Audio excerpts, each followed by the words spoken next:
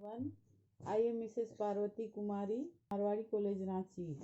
Today is 35th day of online class for inter second year students.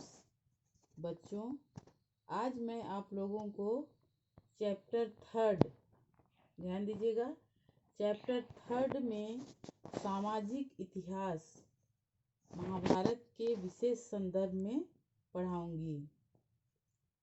Social history with special reference to Mahabharata. Introduction में आगे हम देखेंगे महाभारत आर्य संस्कृति तथा भारतीय सनातन धर्म, सनातन अर्थात हिंदू धर्म का एक महान ग्रंथ तथा अमूल्य रत्नों का भंडार है। भगवान वेद व्यास, जो महाभारत के रचयिता हैं, स्वयं कहते हैं, इस महाभारत में मैंने वेदों रहस्य और विस्तार, उपनिषद, इतिहास, पुराणों के उन्मेष और निमेष, चातुर्वर्ण के विधान, पुराणों के आशय ग्रह, नक्षत्र, शिक्षा, चिकित्सा, दान, पाशुपत, तीर्थों, पुण्य देशों, नदियों, पर्वतों, वनों तथा समुद्रों का भी वर्णन है। महाभारत के रचनाकार के इस वक्तव्य से पता चलता है कि वह अत्यंत बृहद या बड़ा ग्रंथ होगा। वास्तव में यह विश्व का सबसे लंबा महाकाव्य है। विश्व का सबसे लंबा महाकाव्य है। इसमें 18 पर्व हैं एवं सभी पर्वों सहित कुल 1948 अध्याय हैं। 1948 अध्याय हैं। इसमें कुल मिलाकर 1 लाख से अधिक श्लोक हैं। 1,02,17 श्लोक हैं। इसलिए इसे सतसाहस्त्र संहिता भी कहा जाता है। सतसाहस्त्र संहिता महाभारत का ग्रंथ को कहा जाता है। कुछ विद्वान इसके अतिशयोक्तिपूर्ण वर्णनों के कारण इसे ऐतिहासिक नहीं मानते, मगर इसे अनैतिहासिक भी नहीं कहा जा सकता। इसमें वर्णित कई स्थल अभी भी मौजूद हैं जो उसकी ऐतिहासिकता को प्रकाशित करने का प्रयास करते हैं।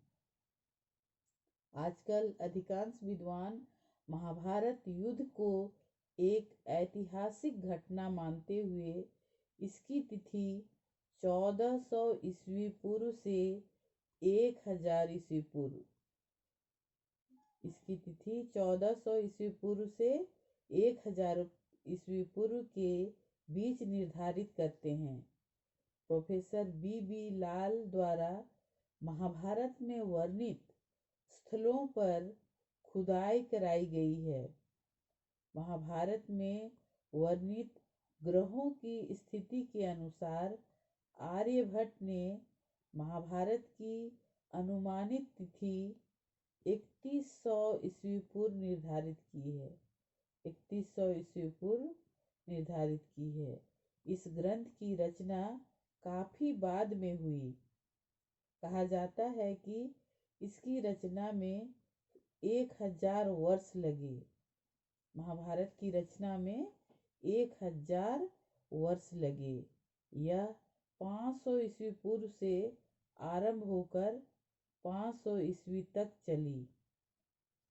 महाभारत से हमें तत्वयुगीन उस समय का सामाजिक एवं सांस्कृतिक इतिहास की एक संपूर्ण झांकी प्राप्त होती है। इसमें आदर्श जीवन जीने के नियमों का संग्रह है। श्रीमद् भगवत गीता महाभारत का सर्वाधिक इच्छाप्रद भाग है। श्रीमद् भगवत गीता, जिसमें कृष्ण भगवान ने पांडवों को जो उपदेश दिया था उसके बारे में सर्वाधिक शिक्षाप्रद बातें उसमें लिखी गई हैं। मानव की प्रत्येक समस्या का समाधान इसमें निहित है।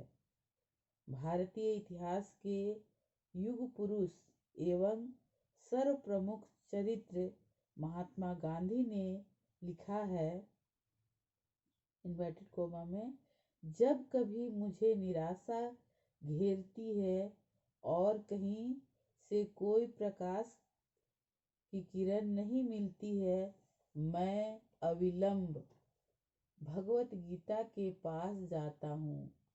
जहाँ जहाँ कुछ श्लोकों को टटोलते ही घोर निराशा के अंधकार में भी प्रसन्नता की एक चमक उठती है। इन्वर्टेड कोमा बंद। भगवत गीता का सार इसके द्वितीय अध्याय के 47वें श्लोक में निहित है।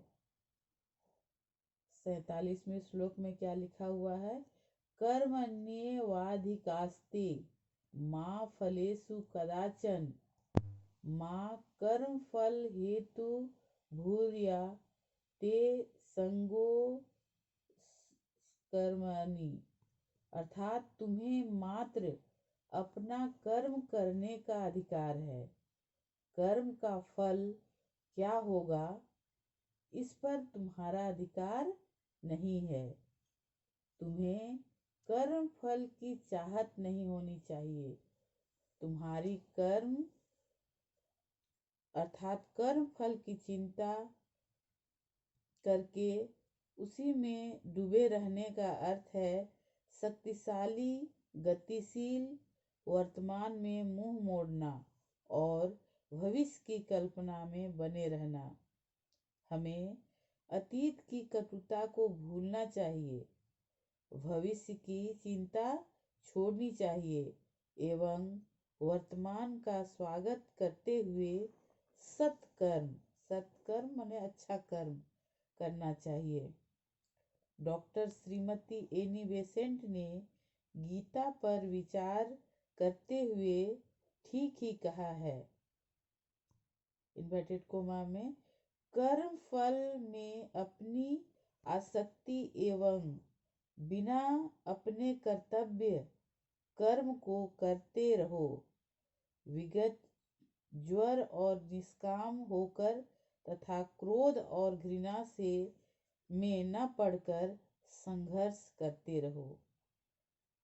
प्यारे छात्रों, आप भी बस वर्तमान में जो भी कर्म आपके सामने है उसे पूरी श्रद्धा, आस्था एवं विश्वास के साथ करो, इस संतोष के साथ कि मैंने अपने स्तर पर श्रेष्ठ कर्म किया है। आपका यह संतोष ही आपकी सबसे बड़ी खुशी है। इस अध्याय में हम पहले महाभारत की संक्षिप्त कथा पर महाभारत के कुछ उदाहरण प्रस्तुत करते हुए प्रकाश डालेंगे। इसके बाद इसमें निहित सामाजिक इतिहास को प्रस्तुत करने का प्रयास करेंगे। धन्यवाद।